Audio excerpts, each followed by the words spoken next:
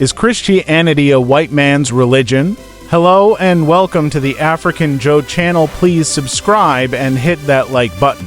The claim that Christianity is a white man's religion is a topic that is complex and multifaceted and is often discussed in various contexts. To understand why this statement is both misleading and incomplete, let's explore some key aspects. It is true that African Americans have suffered immensely under the banner of Christianity, from the horrors of chattel slavery to the violence of Jim Crow segregation.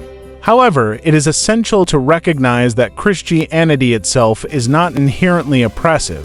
Instead, it has been misused by individuals and institutions for their own gain or to justify harmful practices. The actions of those who have wielded Christianity as a tool of oppression do not define the faith itself. Whitewashed Jesus, the image of Jesus portrayed in Western art and culture, often depicts him as a European man with blonde hair and blue eyes.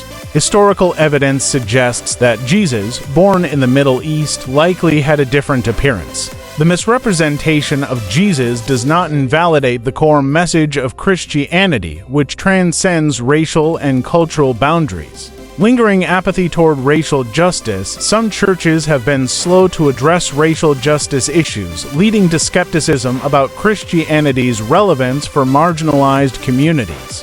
However, this apathy is not inherent to Christianity itself, but rather a failing of certain individuals and institutions.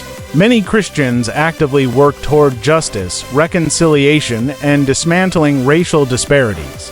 While Christianity has been misused and associated with oppression, it is essential to distinguish between the faith itself and the actions of its followers. Christianity's core message of love, redemption, and justice extends beyond racial and cultural boundaries, making it a universal faith that transcends ethnicity and history. So, if you are not a Christian and you have all these ideas of what Christianity stands for, this is an opportunity to ask questions, even visit churches, and find out the truth for yourself.